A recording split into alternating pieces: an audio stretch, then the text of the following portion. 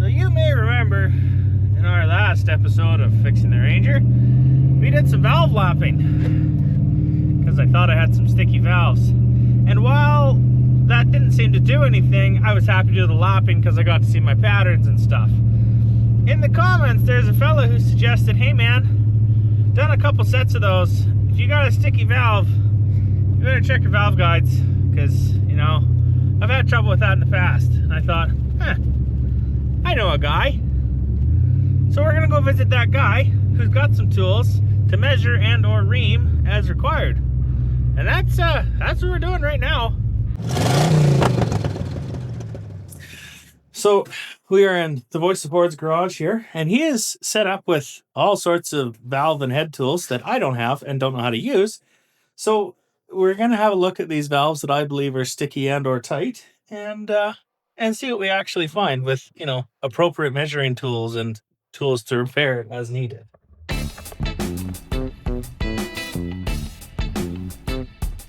Where do we start, sir? I think where we start is just measure the guide. If you're concerned with tight, just take one of these small bore gauges and measure it. And they're tricky as heck to use, actually. I think there's a lot of feel that goes into it. You get it in there and you get it to a snugness that you want, and then you use your micrometer to measure it. And I believe, what is it, intake valves are what, 1.5 to 2 thou they like to see, or 1 to 2 thou, and then I think it's 2 to 4 for exhaust valves. Okay. And I did read somewhere, for what it's worth, that maybe if you're doing performance oriented stuff, you may want to have maybe just on the, you want to keep it on the loose side of that, or if you exceed by 1/2 thou or 1 thou. And I can tell you from experience, for instance, in the Gold Bullet there, that big lift cam that I put in the Vortec heads and did all the work, I've got some guides that are just a little bit loose. You got maybe 1 thou, 1.5 thou. I'll look up the data here later, but it's running fine. You know, so I think there's what you do ideally for a brand new engine. There's what you do if you're going to take those, say, 390 heads and give them a home build refreshment sort of thing. And then there's what you would expect when you buy a high dollar brand new custom aluminum head. Yeah, high dollar. That's what those are. What? They cost more than those. Well, fair enough. Yeah, I mean, I think I might have got the whole engine for the price of one of these heads. There you go. You did well. I don't know, judging by the broken off bolts and rust, we'll see. You got to work ahead of you on those, that's for sure. Yeah. Actually, judging by the ridge on the cylinder, not to stray from the job at hand, but judging by the ridge or lack of ridge on the cylinders on an old 390, I think I've got a fairly low mileage good core, so there's a chance I'm in good shape on those. Well, that's a bonus. We shall see. That's for another day. This 390 is the engine that gets you a 360 to round out your 360 collection. There we go. There's a really, really nice 360 sitting out there under the hood. Even this needs to go under the hood. Yeah. And then you can do a twin turbo 360, which I think is going to be the perfect 360 turbo conversion, because they're a deep skirt block. They were designed as a performance base, the old Ford F300.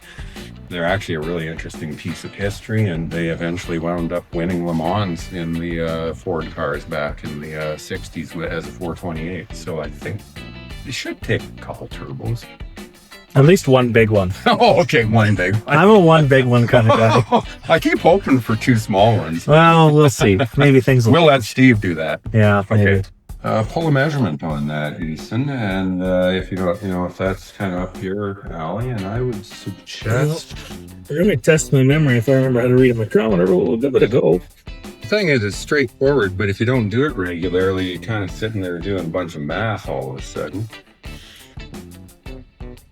Usually by the time I'm done with a set of heads, I'm really good at it, and then the first time I hit another set of heads, I'm really bad at it. Yeah.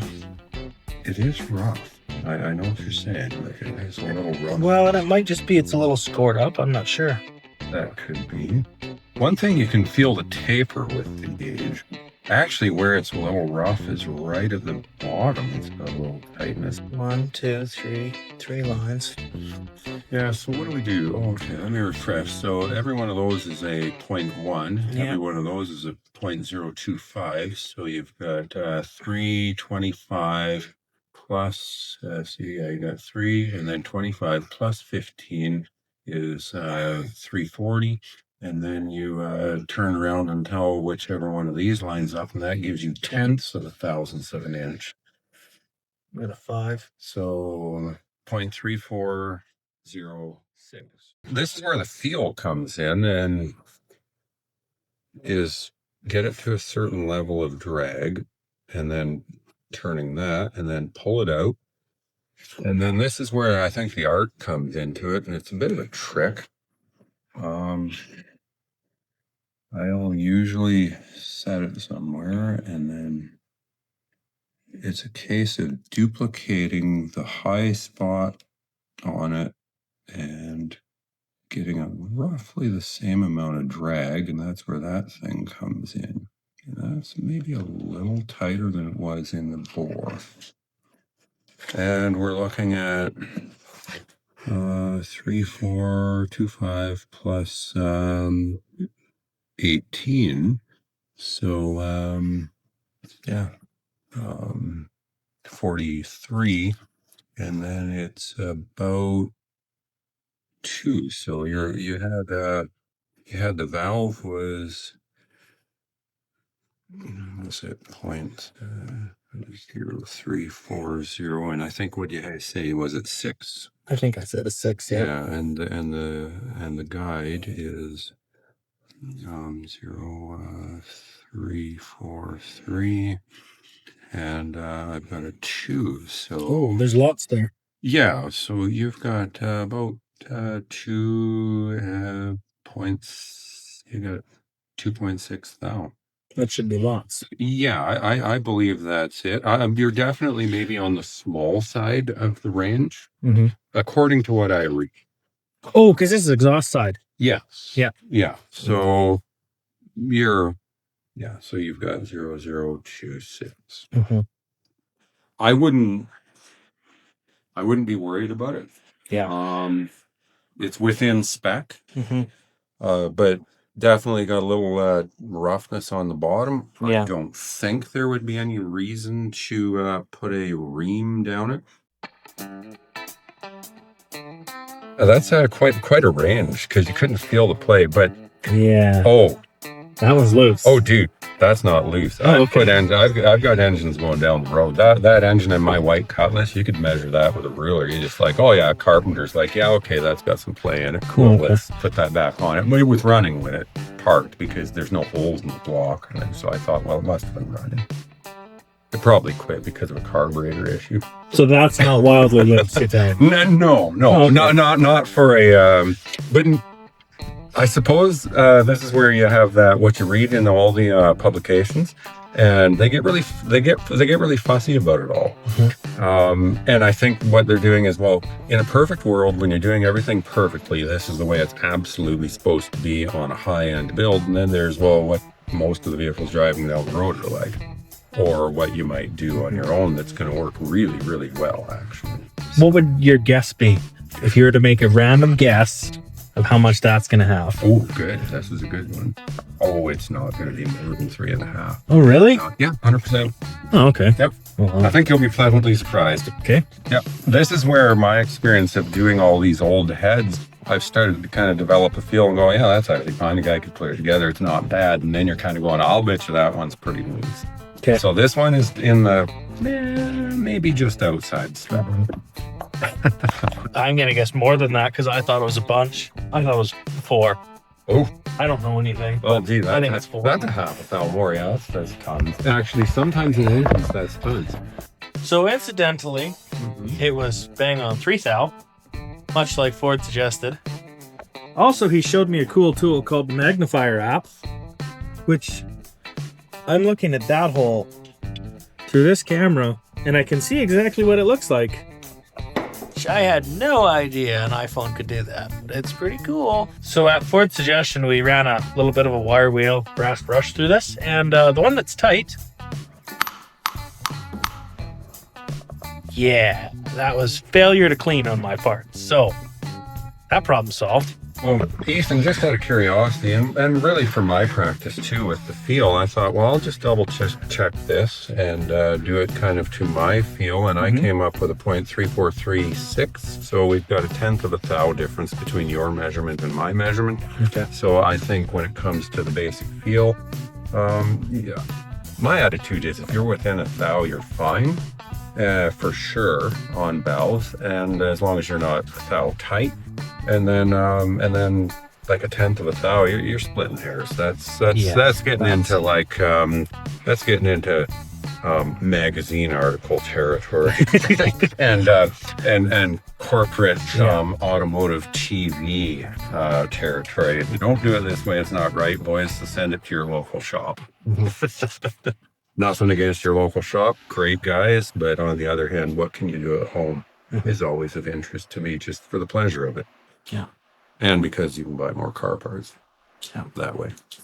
With my main concern resolved with basic cleaning that I probably should have done myself at home, but you don't know what you don't know. We're going to do something interesting, and that's measure the spring pressure and see what we're actually at for poundage on these Chinese heads, because the word on the internet is they're really light springs that they ship with these, and they're not going to be good for something that's roller. Now, the bonus is we're a flat tappet cam, so it matters a little less, but let's just see what it actually is and see if it's sort of within spec. So a drill press easily puts out about 1,000 pounds.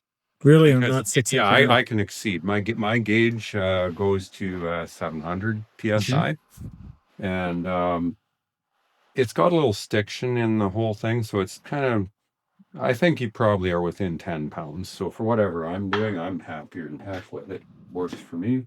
And actually, incidentally, the heads on the Gold Bullet were gone over very carefully because I put a 500 thou lift cam, roller cam, with factory push rods, rocker arms, springs, and press-in rocker studs. Pushing your limits there a little bit. I've never revved it over 5,500 RPM. I think that's how I get away with it. Okay, yeah. I mean, the temptation is to go to 6, and then every time one of my buddies says, I'm going to go that one extra bit and blow something up, I'm like, I'm just going to hold that for now. I don't have time to work on that. I want to get a 455 in this car. So just measure it, and you can look at that gauge. You'll notice it's a little jumpy. It's not as smooth as you'd like, but and down in the lower ranges, and you just take it. So at coil bind, you've got about 300. So coil bind hits right there. And if we wanted to measure coil bind height, if we were perfecting the head, and on the Gold Bullet to get the 500 thou lift cam in, I mean, I was pushing it. I had to grind a little bit off the bottom of my valve spring retainers. I do have the tools for doing the top of the valve guides, but I thought it was quicker and easier just to sand a little off the bottom of the retainer, and there was about 60 thou to play with before the keepers showed out.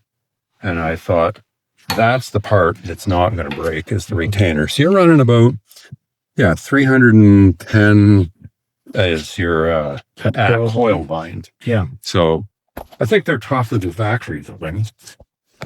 Not a lot though, are they? Yeah, I think factory springs are only hitting my experience in about 250. Oh, okay. So they're no for me.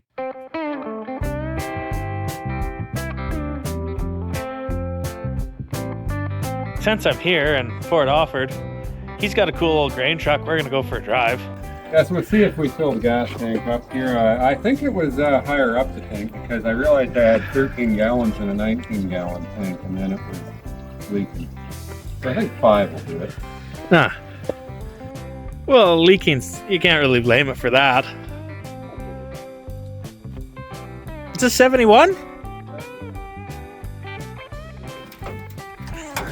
Oh, yeah. There she is, Ethan. It's all yours when the 390's done. I can't tell you when that'll be, but what do you think? Looks a lot like an AMC 360. Except bigger. It's just so much wider. I went to lift the intake off of the thing, and I sort of, you know what? I had to stop for a second and get ready for a big lift. Yeah, it's not a light piece, I bet. This is an oil bath air cleaner. Is it? Yeah, it's even got straw on the bottom. Oil believe it or not. I have to clean that, yeah. Well, that's good.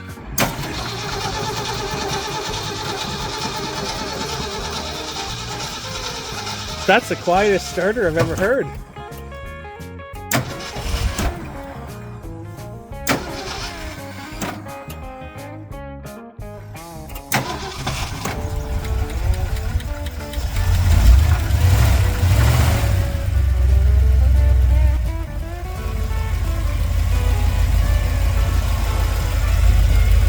Boy, it's quiet.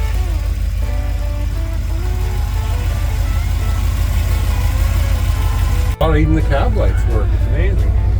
That's pretty good. Well, brother Steve said that was the best part of the truck. He saw the cab lights and was quite emotional. Yeah. Brake works. Well, that's a factory manual choke. Oh, I don't know about that. Oh, okay. I don't know. It could be. Well, I've never seen one with a knob that had a C on it, so it looked... I think it might be.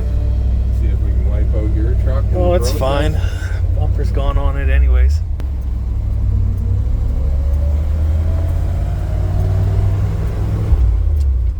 Indicator lights work inside. Oh, yeah. The I speedo took works. the dash apart, cleaned it all up. That's the first thing you do is get all your dash lights working and everything. Feel like you're in a new truck, man. Huh. Yeah. That's not a thing I've ever done. That's usually the first thing I do because I just want to be all looking around going, this thing works. It's so nice. The rest of it could be a piece of junk, but if the dash lights work, it's great. There you go. It's so nice not having tinted windows and being able to see out everywhere. Oh, really? Because I was going to put a tinted window in. You've changed my mind. It's a rarity.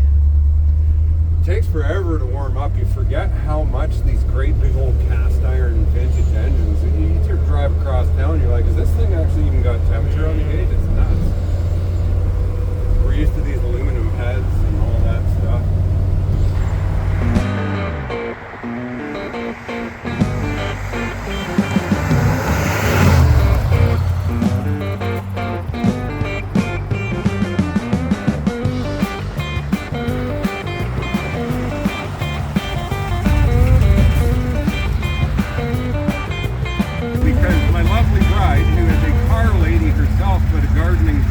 Gardener first to do our yard, it's going to become necessary to be able to dump.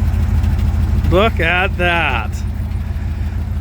Now the guy said don't ever do this above the idle, and when you see what the drive shaft's made like and how loose it is for the PTO, you'll never do it off the idle.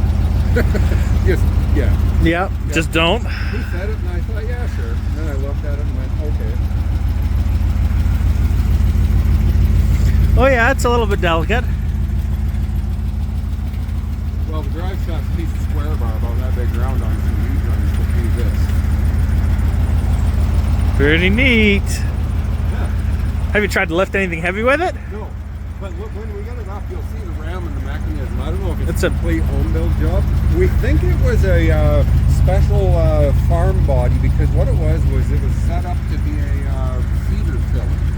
Oh, okay. It came with that big auger that I think we had pictures of when I first got the truck, and it was set up to be a cedar filler, and it actually had a plate on it that we really couldn't read, but it did say something about a manufacturing place in Heathen, so it was probably a body that was built.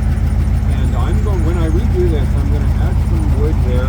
I'm going to rebuild the racks to original, and I think I'm going to keep the original design and just get some new wood and even go so far as to put all the pinstriping back on. But I do like it as a flat deck for driving around as just a cruiser, show and shine truck, you know, that kind of thing. So, but it's what it is. It's a big ram. Oh yeah, I think it'll lift. I expect it will. That's just gravity down. Yep. There you go. There you go. Neat. I like that. Ethan, your turn to drive, man. Okay. You've been dying to drive. Sure. I like driving old stuff.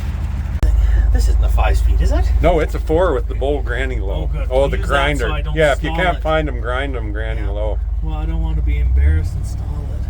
Oh, you can't in low. Oh, park brake. Your park brake Oh, works. yeah. No. What a novelty. Well, the gentleman that does the inspection is meticulous about the e-brake. That's one of his holy cows. Oh, yeah. And it doesn't really turn. No, it doesn't have a lot of There was turn an old, radius, but I think there was an old car song from back in like our parents' day that was something, give me 40 acres and I'll turn this rig around. That's Yeah. this. it's nothing wrong with how it drives, though. No, the transmission is super tight. Like this is in actually remarkably good condition. Yeah. Yeah, I think I got just a really good, so. It feels like a Dodge with the power steering. Like it's so. So Dodge had to put power steering on to make it drive as good as the Ford you're- manual steering? You have to No, I drive bet. with one finger. Oh yeah, no, it's ridiculous actually. It's not as heavy as I thought it would be, and how I figured the steering was going to be good. I've got one kingpin that's got like maybe a 64th or 32nd play in it, it's imperceptible almost. But when I had the wheels off and it was on the jacks, I could take one of the drums and give it a push, and the steering wheel would start rolling, and I'd let go, and it would just keep rolling all the way to the other stop, and then hit the stop and roll back a bit, yeah. Well, somehow the alignment is. Did you align it already? No, or- I haven't touched the thing. It seems like it drives really straight. It's not bad. That's what I mean. I think it had an easy life. What made me think it might be true was the overall condition isn't too bad, and then all the pinstriping told me that this was some guy's pride and joy. Yeah. That Oil pressure isn't on the high side. Well, no, and whether that's a gauge thing or an oil pressure thing, I don't know. But it doesn't make bad noises. No, I don't hear valve train noise. Nope. Usually that's what you hear. It had a first. little bit when I first fired it up. Yeah, I naturally. And so this is your 360. I'm secretly hoping maybe about next winter, not this winter, I could get it the 390. Yeah. Partly because I just love refurbishing old original cast iron engines. I'll put a warm cam in it, probably maybe a Comp 274, but for sure a 268. That's a fairly big cam for a grain truck.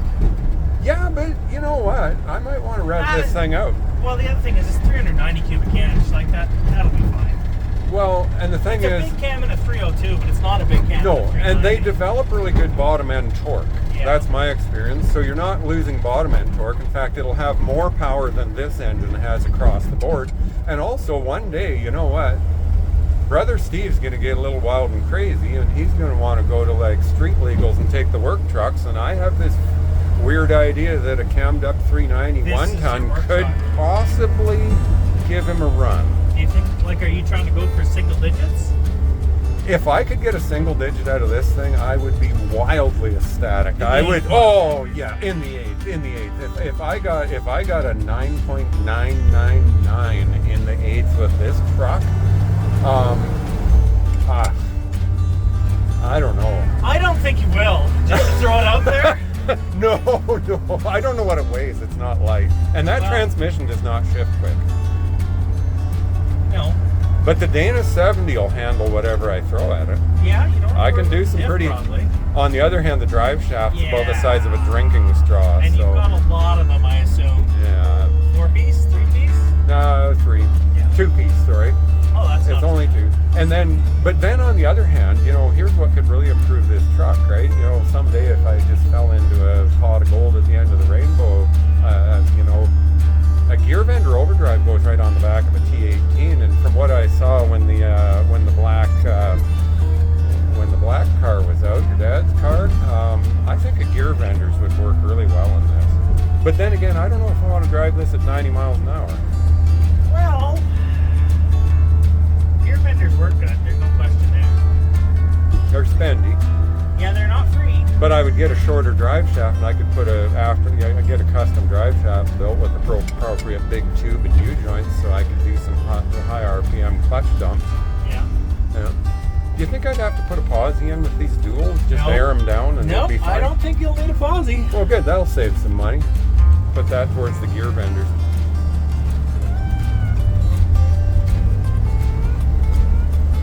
Yeah, but anyways, all in all, just super happy. Hey, you feeling neglected, Luna Bear? Oh yeah? Well, folks, with our cylinder head guides looking pretty not bad after they got cleaned up, you know, which I spent half the afternoon doing. But anyways, they're all cleaned up. Everything moves nice. Weird clearances are largely within spec. There's a couple that are actually like on the edge of too loose. And the exhausts are, like, depending on what spec you read, supposed to be between 2 and 4, and we're about 2.5 on pretty well all of them. So, like, we're there. It's on the snug side, but it's within spec. So I don't know what more you want than that. Hi, pal. What are you doing, Elvis? Anyways, that's gonna be it for this episode of Heathen's Garage. Thank you guys for watching and subscribing. We'll see you next time. Bye.